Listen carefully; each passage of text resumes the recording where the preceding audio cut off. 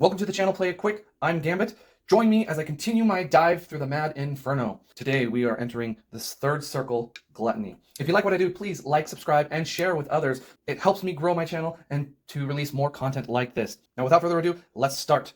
You descend through sandstone formations towards the third circle. As if by magic, the environment transforms as soon as you cross from one circle of the Inferno to the other. Here, heavy clouds hang on the ceiling of a cavernous bolgia, as if by a miracle. A thick rain falls like hail and snow, but it is not crystal clear. Shades of brown take over the view. A stuffy air composes the environment where the petrichor competes with the sloppy stench. Here, those who, in life, abused food, drink, and similar vices wallow in the mud. Dante introduces you to the Circle of the Gluttons. Treasure cards, path cards, discover cards, region cards, and we start on Sludgy Canyon. The descent ends in a quagmire, as empty as a cemetery. The poet expected to see round bodies rolling around in the mud. The absence of this terrifying scene leaves him more apprehensive than relieved. Something is wrong, he says to himself. This is the hunting ground of Cerberus, the three-headed hound. Here he guards the passage, tormenting the poor souls with his barks, claws, and teeth. This place should not be like this, but filled with damned souls and screams of pain. The last sentence leaves you questioning whether this change is really that bad. However, disturbing traces that the outlaw finds corroborate the gravity of the situation. Flayed corpses and broken armor beyond measure suggest the beast fought against the order. It seems that, unlike Achilles, your good boy did not want to negotiate with the knights. Could he be dead? The rebel follows the trail of destruction, trying to understand what happened. Unlikely. Dante wanted to say impossible, but what you have seen to this point makes him think twice. Demons are also immortal. Even though the invaders severely wounded Cerberus, he would rise again. This may take time, for he may be injured, but never dead. Thoughtful, you continue your investigation. Ahead, you come to a valley where the ground is firm, or almost. The scene of the massacre extends to these parts. The red stains and pools of blood on the ground make the view even more terrible. The final battle must have taken place here. By the heavens, how many idiots does this order have? The devotee walks among the casualties, shocked, covering her face with her hand. The toll the Myrmidon took was an eighth of the knights, and I counted more than 100 bodies in the pass of wailing. Assessing an army's strength is part of the condottiero's tasks. I would say they came with a little more than 1,000 fighting men. Your conversation is interrupted by the unexpected blast of a war trumpet. Less than 100 yards away, a battalion of 50 bloated, damned souls finishes climbing a hill. Breathing heavily, sweat runs down their temples. The gluttons wear armor of different eras and nations, but a single flag is raised, bearing an unmistakable coat of arms. The Golden Horde of Kublai Khan. Despite their out-of-shape appearance, these men serve in one of the most fearsome armies ever to exist. Shouting, they charge towards you. Cerberus is missing, and a battalion of rebellious gluttons roams the circle randomly. Let's outrun them. There are many attackers, but you trust in your legs, hoping that your physical condition will make the difference. The yards of advantage gained give you momentary confidence in the plan, but only for a fleeting moment. Oh no! These were my favorite boots! The artist's leg sinks up to her knee in a puddle she did not see. Releasing the wanderer is easy. However, the moment you notice the path, a wave of discouragement washes over you. You have reached a swamp. I am starting to hate this place. The maiden knows the crossing will be difficult for her. The caravan endures an ordeal of prowess of difficulty 13. That's 1 for the outlaw, 3 for the artist, and 1 for the mercenary. 6 results there. Each of them will spend 1 vigor to roll an additional dice. I need 7 more. That won't do. The muddy terrain forces you to focus solely on your own path, causing you to forget about your companions. The horde draws ever closer, and you cling to the thought that the quagmire will hold them back. You were right, partially. It does not take long for a mad warrior to stumble, but he does not sink like you. The rebellious damned souls are immune to the mud. Instead, the glutton collapses and begins to roll, enveloping his companions in a massive ball of chaos, snow, and dirt. An avalanche sweeps across the marsh and swallows you, beating you up along the way. Your eyes grow heavy as your bodies embrace unconsciousness, making you hope this is not the last time they close. Each champion rolls 2 combat dice, inflicting damage on themselves equal to the number of hits they obtain. Fumbles do not count as damage, however, champions who roll 2 suffer a wound. Each character takes 2 damage, bringing them to 3 vigor, except for the artist will suffer a wound. Finally, you awaken. Your heads hurt like they are going to explode, but other problems are more important. You have been taken prisoner and find yourselves in a dark tent, your hands and feet tied. What the devil was that? The outlaw is in disbelief. Were we really defeated by a snowball of plump, damned souls? This is madness. A feeling you all share. Do not worry. I will get us out of here. The artist untangles the knots. Your captors do not bother to watch you, though the sound of idle chat echoes outside. The wanderer does not take long to fulfill her promise, and soon you are all free. Her skills are memorable, but you cannot summon things out of thin air, and you still need to find your belongings. Unarmed, you sneak out the back, and you see a sea of tents. Sooner or later, the damned will discover your escape, but you do not intend to be here when that happens. Each champion takes a weapon and relics card they are holding and place them in a separate space. They are considered confiscated. Tiptoeing, you sneak through tents of all colors and flags. Gluttons from different nations have built this settlement, and who knows its purpose. Luckily for you, the damned souls wander around and they do not seem to be concerned with patrolling. Their faces look tired. From time to time, they lean on whatever they can to catch their breath, as if the effort of walking is taking a toll on them. Hiding from them is easy. Now that you are here, where should you start looking for Dante? The Gluttons' lethargy gives you the opportunity to investigate the settlement. Take the numbered path cards from 9 to 12 and place them on this region, face up from now on. Whenever you inspect this region, as a team, take a card and proceed to its resolution. Investigate the tents on the plateau. The largest and most luxurious tents are on a plateau just above the common areas. What do they hide? Not even in the Inferno are souls free from the social order. The tents on the plateau are larger and more vibrant, as if they belong to the nobility, despite the fact that such conventions seem out of place. Peeking into some of them, you discover a different universe, as if an entire dimension were contained within the worn-out canopy. Masonry walls, cozy interiors with fireplaces, or even gardens. Miraculously, there is room for everything. Dante is right to fear this new power the damned have. One of these environments, luxurious, particularly bothers the outlaw. These bastards have squandered their wealth so far. They certainly will not mind making a donation or two to our cause. He steals the pieces of jewelry displayed in a large hall, and the rest of you do not even consider stopping him. A single glutton, sitting at the head of a table, eats and licks his lips, completely nonchalant. He is absorbed in the true pleasure he had in life, and pays no attention to the strange guests who come and go from his little paradise. Some people do not care at all about the low folks. Each champion draws one findings card. Investigate the common areas. The paths between tents and bonfires are crowded with gluttons. Can you find out what is happening by listening to their conversations? Silent as ever, you wander through the muddy passages in search of clues about the poet's whereabouts, taking cover behind tents whenever you spot a glutton. They seem distracted and more interested in chatting than looking for intruders. I am telling you, it is true. I saw it too. I was submerged in the same bog as the Khan, a few yards from Cerberus. That man with the weird helmet raised his spear, said something, and that was it. The beast lowered its 3 heads as if it were a pet. 2 damned souls whisper as they pass your position. Intrigued, you look at each other, wondering what to do. But chance had other plans. Your stomachs growl, and a sudden pain grips your insides, causing you to fall to your knees. Punishment spares no one, and also affects the mind, distorting perceptions. Is mud really that bad? Each champion rolls 1 combat die, inflicting damage on themselves. Any fumbles count as 3 damage. Wow. The devotee's down to 2 vigor, and everyone else takes 3 damage, so the outlaw and mercenary will take a wound. As the devotee has the lowest vigor, with 2, she will roll the ordeal of willpower difficulty 7. That's a good start. The devotee will spend 2 vigor to roll 2 additional dice. She sustains a wound and resets to 6 vigor. That won't do anything, but she will offer an arcana to re-roll all of her dice.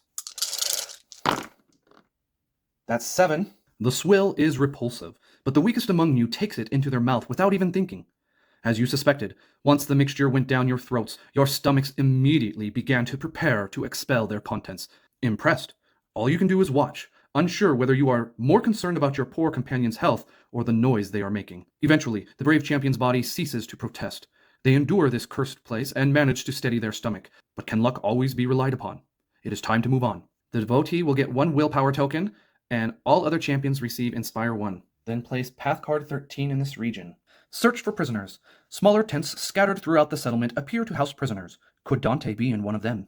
As you wander around, you overhear some gluttons talking about prisoners, and follow the breadcrumb trails they mention. The damned had captured another invader, and you are hopeful. No, it is not him. The mercenary is disappointed as he removes the hood of a man who lies tied to the central stake of a tent you invade. Given the mortal wound in his stomach, you are grateful for that. Brothers! He chokes on his own blood, and delirium completes the scene that his eyes can no longer see. You came? For me? If the caravan has the merciless treasure card, we do not. Forget him. This man is as good as dead already. Quickly, the outlaw peeks outside the tent, but the mercenary has a soft spot for soldiers. I cannot leave him like this. The condottiero cuts the knight's bindings. I shall carry him on my back if I have to, but I will not abandon a fellow man-at-arms like that. An enemy, you mean? A companion. The devotee and the rebel look at each other. They know that this is a bad decision, but the mercenary is determined. For better or worse, he will carry the man. The caravan takes the heavy cargo discovery card. So there is not actually a heavy cargo discovery card in the deck. I've seen online that other people have come across this same thing. So we'll make a note of it, and if it shows up in the narrative later, then we will refer to it. Investigate the foul pits. Could any place be more disgusting than the filthiest place in all creation? One's waste is gold for others. A rotten smell leads you to the pits where the gluttons throw all kinds of waste. Damned souls, still resigned, wallow in the puddles next to the corpses of knights. Most of them float, asleep, while others, awake, gather on the banks, madly devouring portions of mud. Oh, for heaven's sake, let us go! The poet is not here. The devotee covers her mouth and nose, but the effort is useless. The stinking miasma penetrates your skin, and your bodies succumb to fever and nausea, forcing you to struggle to refrain from vomiting. The caravan endures an ordeal of willpower of difficulty 13. Champions who have a willpower token roll 2 extra dice during the attribute roll step. That gives 5 to the devotee, 2 to the outlaw, and 1 for the mercenary and artist. The outlaw, devotee, and mercenary will spend 1 vigor to roll 1 additional die. That is 13. Only the ones who have never been to this circle would say that gluttony is not such a severe transgression. The filth of no place you have been on earth, no matter how disgusting, compares to this. Clinging to your last shred of determination, you overcome despair and hold yourselves together. The toll is taken, and you sweat as if you had just endured a week of illness. However, standing firm, you notice a patrol of gluttons arriving to dump another corpse, and you quickly step aside. A fortuitous coincidence, given that you will be able to loot the deceased knight who still carries his possessions on his body. The gluttons only know how to value vile mud. The caravan takes the heavy gauntlets treasure card. The champion who rolled the most hits receives 1 willpower. That's devotee. The last option is to leave the settlement. Considering the risks of sneaking around the settlement, you leave before you are discovered. So you leave. Wandering around the settlement only increases your chances of encountering more gluttons, and Dante does not seem to be here. He is famous, and the damned have already seen him once. His presence would not go unnoticed. Breaking through the poorly constructed and guarded palisades to the east, you continue your journey, letting Providence guide your way.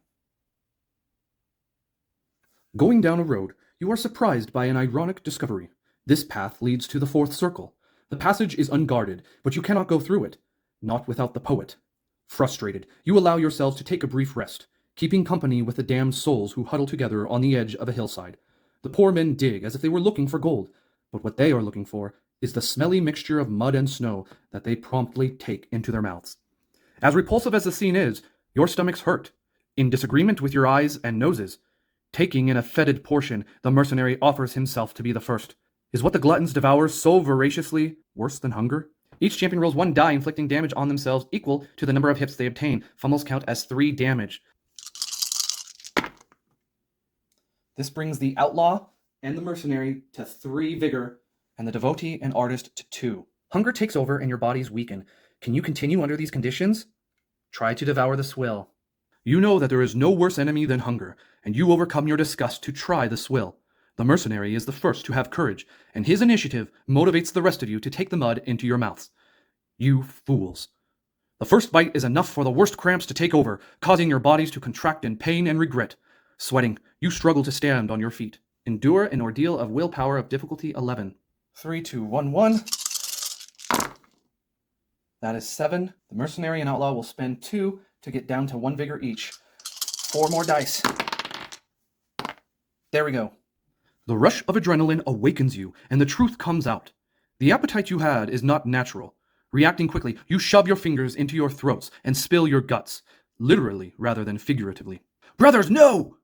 A knight of the order, coming from the opposite hill, comes to your aid, taking you for allies. Have you forgotten? The supreme leader was clear in warning us of the dangers of this slimy substance. Too weak to fight, and too curious to flee, you buy into the ruse and pretend to be part of a lost band. Pleased, your savior asks you to follow, as the other survivors are gathering for one last task that requires every last man they can find. Disguised as lambs, the wolves are invited into the barn. Each champion adjusts their vigor to 6. Thank heavens. And the mercenary rolled the most hits, so he receives a willpower token. And we do not have discovery card 10, so enter survivor's camp. Calling this place a camp is an exaggeration. All these knights have is what they carry with them, and a few sleeping bags around a campfire. Apicius is his name, a Roman who also rebelled, but his purpose is not to stop us. He only cares about taking advantage of the freedom that our great task allowed him. Your comrade leader introduces the enemy. He is organizing a perverse version of the ancient games, and to do so, he captures everyone who crosses his path. He is the one truly responsible for the poet's kidnapping, you think. We shall make him pay for betraying us.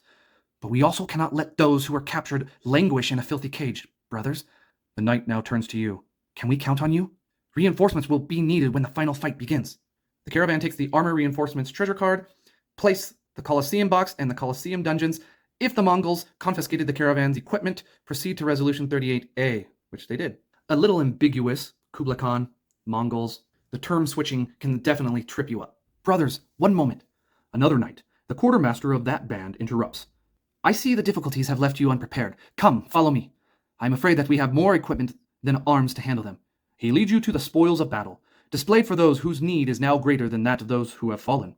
Each champion recovers their heirloom weapons, then store the confiscated treasure cards in the caravan's box. The caravan no longer has them. For each treasure stored in this way, draw 2 cards from the rank 1 Sacred Treasures deck, choose one, and place the other on the bottom of that deck. The order did not kidnap Dante. Is the poet caged with the knights? The prospect of uncovering just how far the charade can go excites you, and you maintain your cover, vowing to rescue the knights for the greater good. Another thing, do not forget, when you meet them, ask them if they follow the one who carries the spear. The leader realizes, after having given the answer to the riddle, that he had not followed the counter-espionage protocol. Who they follow, you mean? The artist takes a risk. This! Who they follow! With suspicions dispelled, you and the handful of survivors set off toward the gigantic shadow looming in the rainy landscape. Judging by the crowds marching there, whatever is going to happen will not be long. Take Discovery Card 11, Promise of Rescue. You have pledged to rescue the Knights of the Order. You walk around the entrance to the arena and quietly make your way toward the passage that leads to the dungeons, treading softly. The gluttons' lethargic nature makes them poor guards, and getting past them is not difficult. Down here, mud and snow drip from the ceiling, and the stench of the swamp mingles with the odor of human misery. Defeated and broken amidst the filth, several squadrons of knights are held prisoner. This is humiliating! We cannot leave from here! The mercenary shows pity, prompting a protest from the devotee. Later, not now. We need to find the poet first. The knights who heard them, those whose flames of courage had not yet been extinguished, threw themselves against the bars and swore revenge. Hey, wait! Brothers! Do not go away! Let us help you wipe out those treacherous damned souls! We pulled them out of the mud, and look what they had the audacity to do to us! Some imprisoned knights long to be released. As a team, choose. I will rescue the Knights of the Order. I assume Dante has plot armor. No man deserves to suffer in captivity. The outlaw shifts the balance, breaking the impasse between the condottiero and the maiden. The artist does not remain silent either, but speaks through her craft. After a few attempts and a satisfying click, the lock gives way, and the grated door swings open, freeing the knights. Wait, one of them says, managing to overcome his jubilation and recall protocol. Brothers, who do we follow? A question that only makes sense to a knight of the order. We do have discovery card number 11. We follow the one who carries the spear. The devotee responds with conviction, recalling the phrase the order's immediate superior once uttered unintentionally. And he shall lead us to salvation. The knight who asks the question bends his knees as a sign of respect. Blessed be all of you, brothers. So, how can we still serve the great task? We look for a man with a strong nose, dressed in red robes and with a laurel wreath on his head. An extravagant figure who is difficult to go unnoticed. Have you seen him? The mercenary goes straight to the point. The poet. Recognition fills you with hope. He was being held in the cell next door until just now, but they have taken him upstairs. A great massacre disguised as a banquet is being prepared, and it will not be long before they take us too. Will this be our final battle then? The condottiero responds with a smile. Take discovery card number 12 and enter the Colosseum arena. You deceived the rescued knights in the Colosseum dungeons, and they will now help you survive the carnival. So during the third circle fight, the Knights of Order will treat the champions as allies. That is a relief. Finally, after an exhausting and arduous journey, you arrive at the arena where countless souls are gathered, encircling the battlefield. At the heart of the chaos, Dante appears as if he is about to be offered as a sacrifice to a pagan god. The artist and the outlaw rush to his rescue, assigning the devotee and the mercenary to protect them. Champions, gluttons, knights, Roman legionaries. Suddenly, a chaotic battle erupts, pulling everyone into the carnage. "You bastards! This is not part of the agenda!" Apicius shouts from the stands. "Ah! Unleash Cerberus! Let us feast! Do not allow them to take the delicacy away!" So the carnival begins. That is the end of the Chronicle phase here. We certainly did not come through that unscathed. Each champion has a wound, but they were able to pick up a fair few things. In response to losing our relics from prison, we were able to get some sacred treasures, mostly traits, which is great, and one Ouroboros medallion. Those should come in handy. And during our search of the settlement of the rebels, we also picked up a couple of findings that we get to start off with in the confrontation phase. And lastly, the heavy gauntlets we picked off of a corpse and armor reinforcements given from the order. That will do it for this Chronicle phase of Circle 3 Gluttony. Thank you for tuning in. Please remember to like, hit that subscribe, and notification bell to see further content that I make. I've been Gambit, and I'll see you in the next episode when I played quick.